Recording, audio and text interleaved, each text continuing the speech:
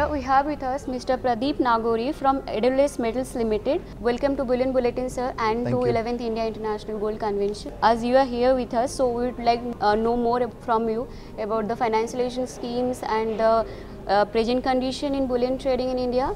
Financial products, particularly gold in India, like gold ETFs, have not worked very well so far. How is the current scenario of this gold ETF trading in India? See, when we talk about the financialization of commodities or financialization of gold, we really are looking at resolving certain issues which are related to the supply side in the country. We all know, and we've been speaking about this during the entire conference, and this has been the theme of the conference now, that how do we financialize or how do we monetize the gold which is there in the country.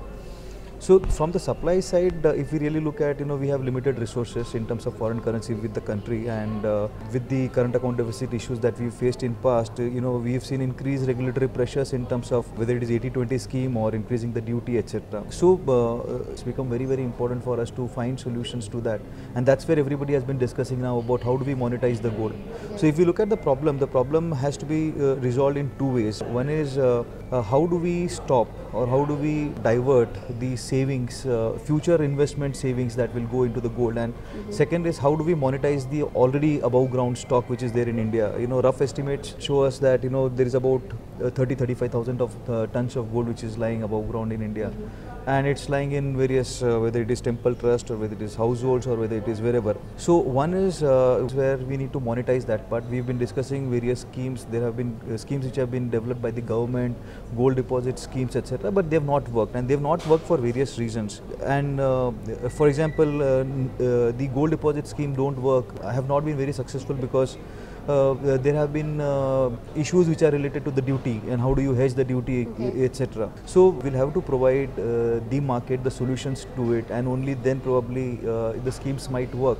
At the same time, government has tried to develop ETF market, and but again ETFs have not really been popular. There was increased savings in ETFs, but they have really not been popularized, and there are various reasons. Whether it is ETFs have predominantly been into the urban markets. When we are talking about people investing in e-gold, which is ETFs, then the penetration of that instrument has to be across the country, which is not the case right now. So ETFs have got limited to the people who already have the access to the financial markets, and hence I think that's the reason primary which it has not worked. And second part of the problem, which is how do you stop the future investments in gold. Again, we've discussed a lot about it yesterday, we've discussed a lot about it today during various sessions, that if we have to divert part of that investment to financial instruments, then again we'll have to develop a lot of instruments or develop a lot of tools. I spoke about it yesterday when I said that 3% of our GDP goes into gold. We are today a $2 trillion economy. By another decade or so, we should be about $5 trillion economy. So if we take the same estimates of 3% GDP going into gold as an investment, then probably we are looking at 2,500 tons of gold. That will be the demand for investment.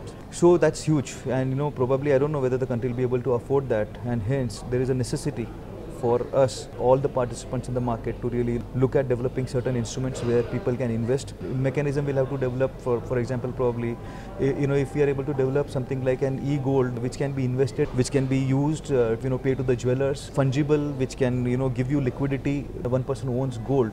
If we are able to provide all of that in that financial instrument, like liquidity, security, that touch and feel factor where anybody can go and convert that e-gold whenever he needs into physical form, or, pay somebody, give gifts, all of that. If that happens, probably a lot of people would start looking at that as an instrument to invest in, and that might actually just reduce, if not permanently, certain pressure on the owning physical gold.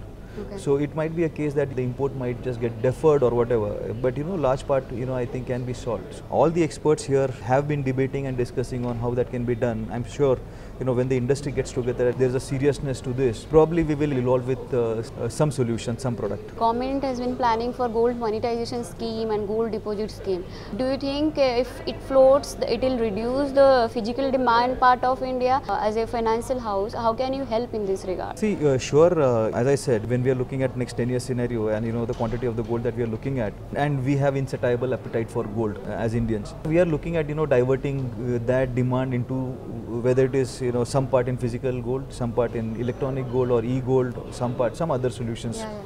So as financial house, yes, we are continuously looking out for products that can be evaluated, that can be launched. The other part of it is, again, two other important factors for this to become successful is that one is today people are very much comfortable owning physical gold. For them or for everybody to not own it, you'll have to really incentivize them in some form. So there will have to be probably tax incentives or some other kind of incentives where people actually feel that yes, owning this way would be better for me. Second is obviously how do you create awareness and how do you spread that education, or why it is important for us to own electronic gold or e-gold or in whatever instruments that we can probably develop or evolve with.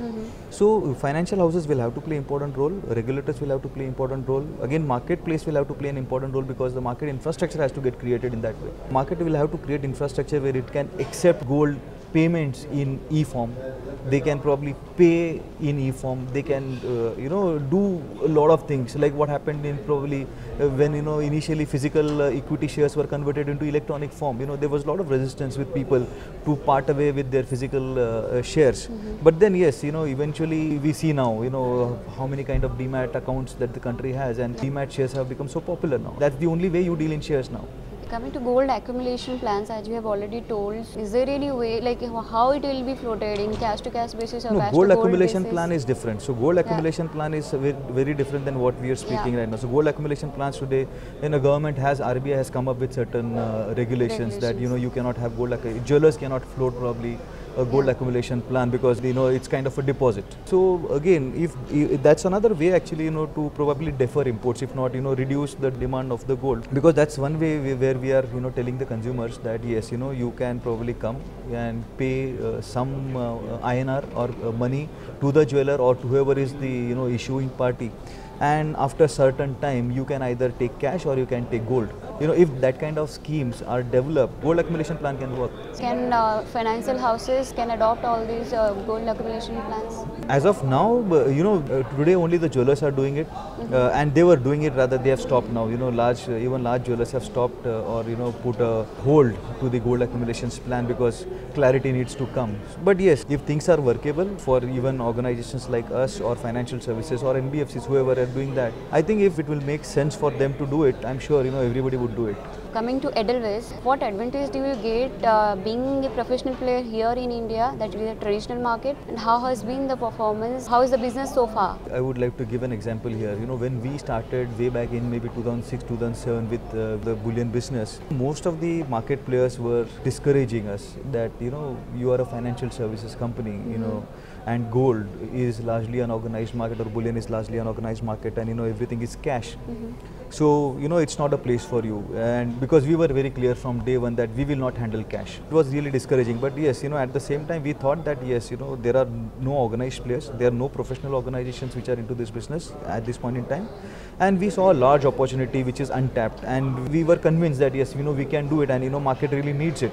And we started slowly, and today I think if you see the scenario, we are one of the largest players in the market. We are quite established. A lot of people want to work with us, looking at the way we run the business, looking at the services that we provide to the customers, the transparency, the very professional way to work, service oriented, etc. I think we've seen a significant change in the market. I think that will continue. So definitely yes, the market is changing, and people like us or organizations like us will thrive.